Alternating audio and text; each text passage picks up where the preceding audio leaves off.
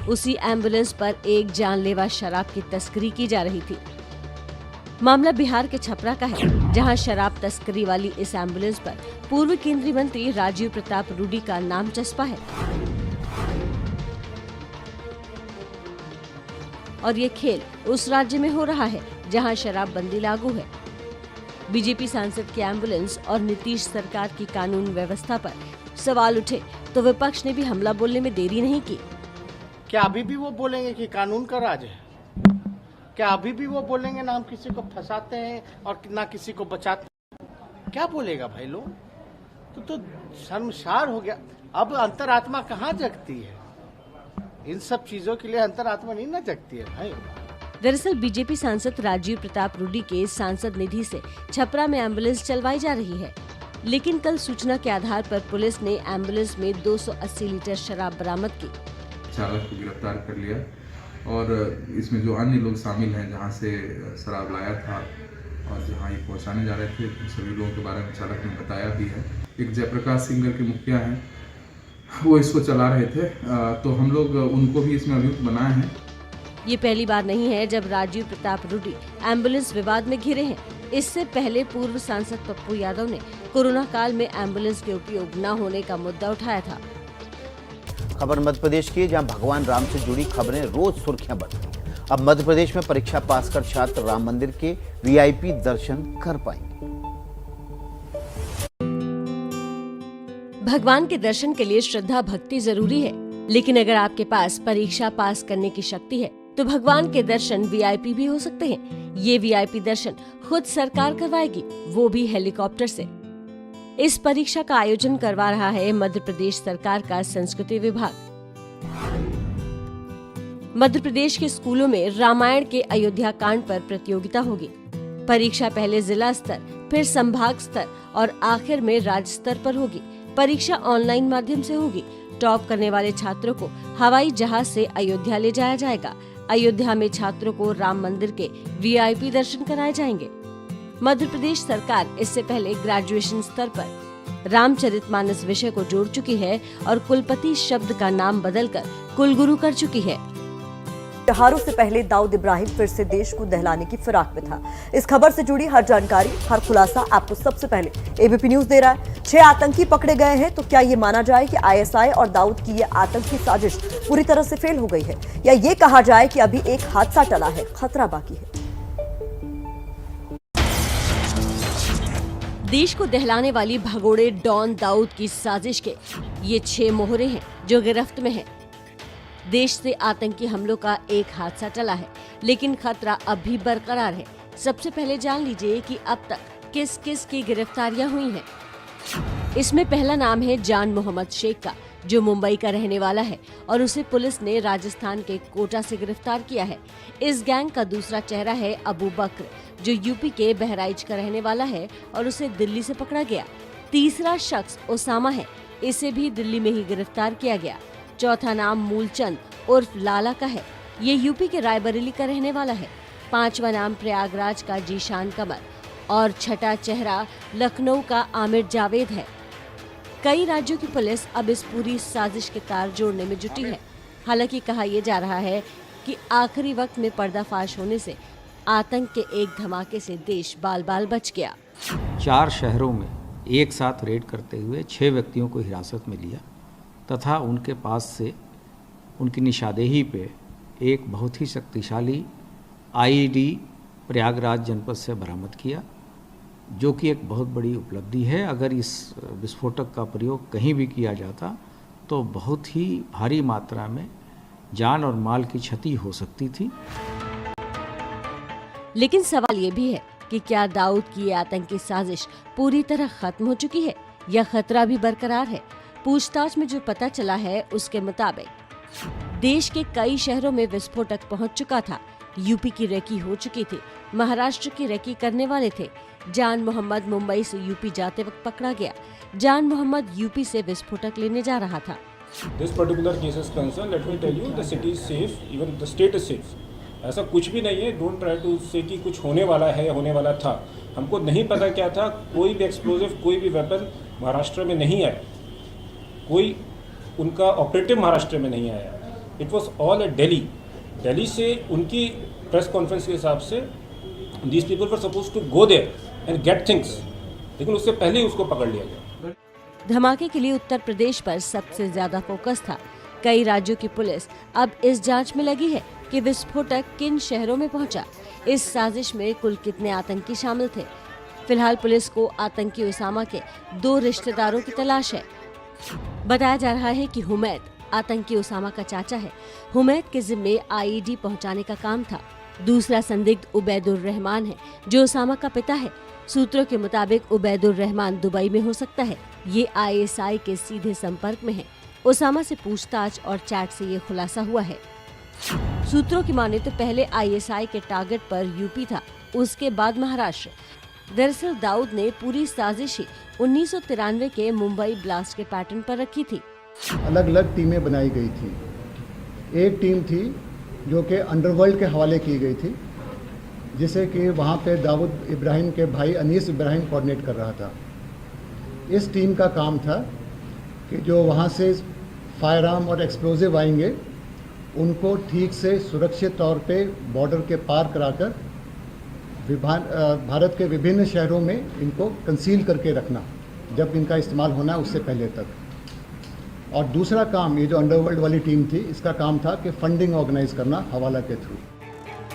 1993 की तरह ही D company को विस्फोटक पहुंचाने और फंडिंग का काम दिया गया। दाऊद के भाई अनीस की भूमिका इस बार भी वही थी जो 1993 में थी। 1993 में लॉजिस्टिक के लिए स्थानीय गिरोह का इस्तेमाल हुआ था। इस बार भी यूपी, दिल्ली और महाराष्ट्र के लोगों का इस्तेमाल किया जा रहा है। 1993 के धमाके में ट्रेनिंग के लिए खाड़ी देशों के रास्ते दाऊद के गुर्गे पाकिस्तान पहुंचे। इस बार भी ट्रेनिंग के लिए मस्कट के रास्ते लोग पाकिस्तान भेजे गए। 1993 धमाके में सारा कोऑर्डिनेशन अनीस इब्राहिम ने किया था। 2021 में भी अनीस इब्राहिम को ही कोऑर्डिनेटर बनाया गया है। साजिश थी कि त्योहार के मौके पर एक साथ कई जगहों पर धमाकों से देश को दहलाया जाए। इसमें जो इन्होंने जो बॉम्ब ब्लास्ट करने थे, ये दिल्ली, यूपी, महाराष्ट्र और अदर स्टेट्स में इनके लाइकली टारगेट्स थे। पूरे मामले की जांच का अभी शुरुआती ही चरण है। जैसे जैसे पूछताछ होगी वैसे वैसे पूरा आतंकी प्लान बेनकाब होगा। और अब बात गुजरात से आई अहम खबर की। आज दोपहर 1:30 बजे भूपेंद्र पटेल के मंत्रिमंडल का शपथ ग्रहण समारोह होगा। खबर यह है कि रूपाणी कैबिनेट में शामिल रहे मंत्रियों को हटाया जा सकता है और इसी वजह से शपथ ग्रहण समारोह बुधवार को बार बार टलता रहा। भूपेंद्र भाई रजनीकांत पटेल ईश्वर ने नामे सौगंध लऊं छूके कायदा। गुजरात को नया मुख्यमंत्री मिल गया। पहली बार विधायक बने भूपेंद्र पटेल ने मुख्यमंत्री की शपथ भी ले ली। लेकिन मुख्यमंत्री के साथ मंत्रियों की शपथ पर पेच फिलहाल फंस गया है और बार बार टल रहा है।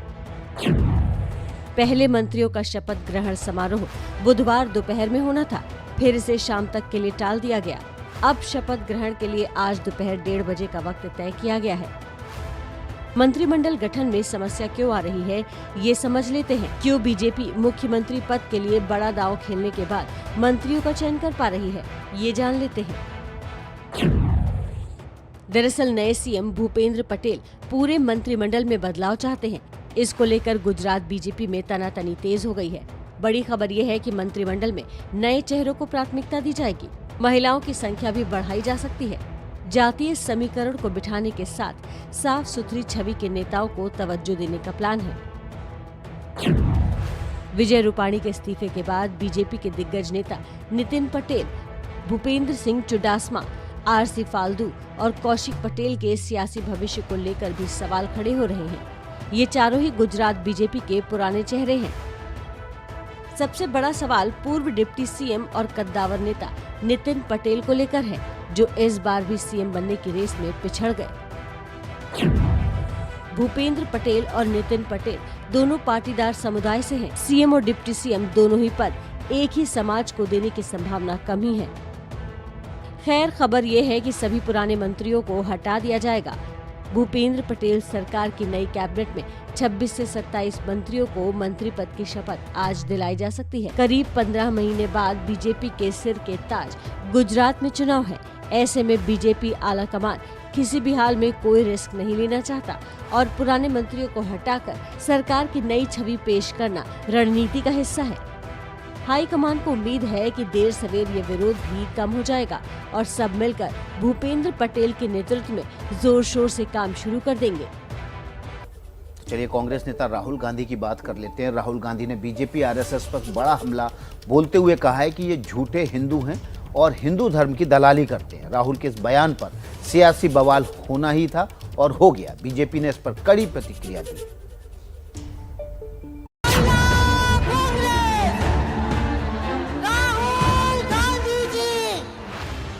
कल राहुल गांधी दिल्ली में महिला कांग्रेस के स्थापना दिवस कार्यक्रम में थे। यहाँ उन्होंने बीजेपी आरएसएस पर जमकर हमला बोला। कार्यक्रम महिलाओं से जुड़ा था। यहाँ राहुल ने दुर्गा, लक्ष्मी और सरस्वती की शक्ति पर अपनी बात रखी और बीजेपी आरएसएस पर तंज कसा। जहाँ ये जाते हैं कहीं लक्ष्मी को मारते हैं, कहीं दुर्गा को। ये किस प्रकार के हिंदू हैं? ये झूठे हिंदू हैं। ये हिंदू धर्म का प्रयोग करते हैं, ये धर्म की दलाली करते हैं, मगर ये हिंदू नहीं है। ये जो चिन्ह है ये आपको हर धर्म में दिखाई देगा। शिव जी की फोटो देखेंगे ये दिखेगा, आप महावीर की फोटो देखेंगे ये दिखेगा, बुद्धा की फोटो देखेंगे ये दिखेगा। सही? गुरु नानक, जीसस क्राइस्ट, साईं बाबा, मुसलमान बहनें भी होंगी। आपके धर्म में चिन्ह अलाउ नहीं होता है, मगर जब आप अल्लाह से कुछ मांगती हैं तो आप अपने हाथ से, दाएं हाथ से मांगती हैं। बीजेपी ने पलटवार करने में देर नहीं की। बीजेपी की तरफ से प्रवक्ता संबित पात्रा ने मोर्चा संभाला और राहुल पर हिंदू धर्म की भावनाओं को आहत करने का आरोप लगा दिया। भगवानों को राजनीति के बीच में लाना, उनके विषय में ऐसे शब्दों का प्रयोग करना जो अनुचित है, ये कहना कि देवी की शक्तियां क्षीण हो गई, देवी की शक्तियां कम हो गई, ये कहना कि देवी मां हार गई और ये कहना कि दुर्गा जी के ऊपर आक्रमण हुआ, मुझे लगता है ऐसे शब्दों का प्रयोग किसी भी धर्म के लिए करना ये अनुचित है। इस प्रकार कहना धर्म की दलाली, कौन धर्म की दलाली करता है?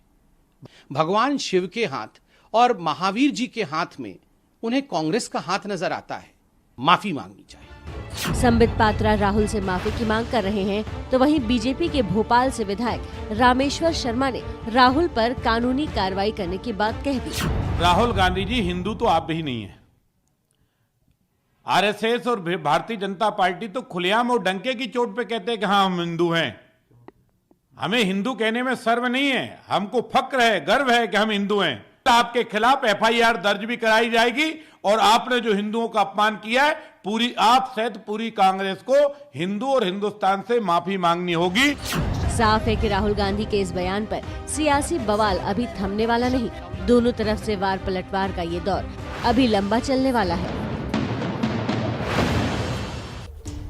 और इस वक्त एक बड़ी खबर आपको बता दें, मिस्टर इंडिया रह चुके बॉडी बिल्डर मनोज पाटिल ने मुंबई में खुदकुशी की कोशिश की है। जानकारी के मुताबिक सुसाइड की कोशिश से पहले मनोज ने एक नोट भी लिखा है जिसमें अभिनेता और इन्फ्लुएंसर साहिल खान को जिम्मेदार बताया गया है। ये सुसाइड नोट ओशिवारा के पुलिस अधिकारी के नाम लिखा गया है। मनोज ने साहिल खान पर साइबर बुलिंग और मानसिक रूप से परेशान करने का आरोप लगाया है। साथ ही मनोज ने सोशल मीडिया पर एक ऑडियो पोस्ट किया। मनोज पाटिल को मुंबई के कूपर अस्पताल में भर्ती करवाया गया है।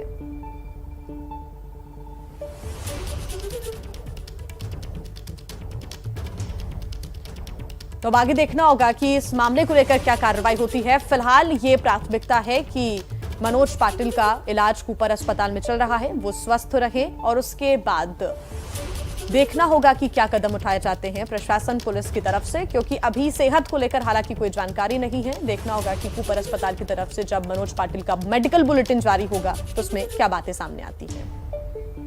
इरफान जी, जैसा कि पिछली क्लास में बात हुई थी कि ढेर सारे सरप्राइजेस लेकर आएंगे, लेकिन मेरा ऐसा मानना है कि हम और पूरा देश इस वक्त गणेश उत्सव में डूबा हुआ है। तो गणेश उत्सव से जुड़ा हुआ कुछ खास? वाह जी, आपने तो बिल्कुल मेरे मन की बात कह दी। जैसे मैं सोच रहा था कि इन दिनों गणपति बप्पा का समय चल रहा है, तो क्यों ना आज हम भी उसी के अंदर रंग जाएं। बिल्कुल।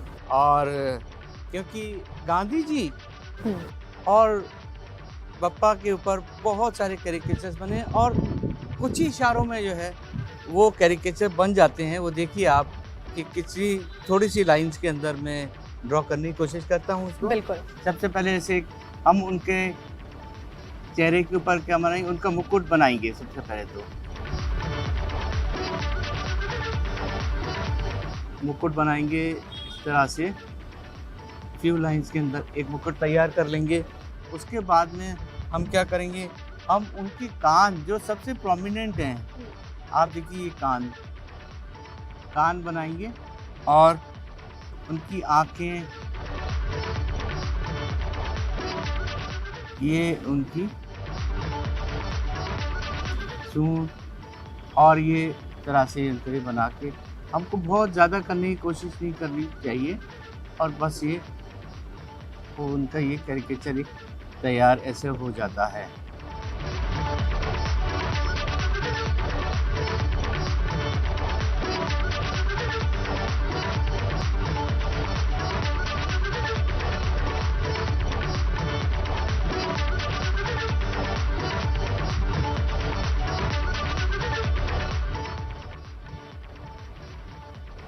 बिल्कुल, आशीर्वाद देते हुए बप्पा।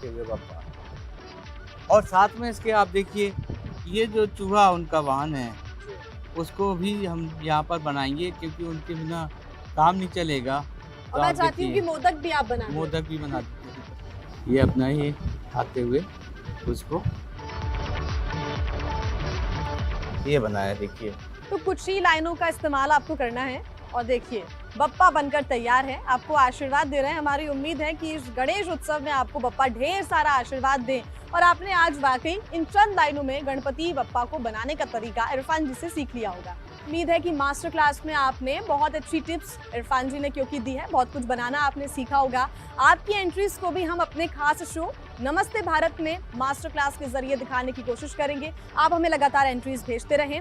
एंट्रीज भेजने के लिए ईमेल आईडी नोट कर लीजिए, namaste-bharat@abpnetwork.com। Thank you so much Irfan ji. इसी के साथ नमस्ते भारत में आज के लिए बस इतना ही। कल फिर होगी मुलाकात।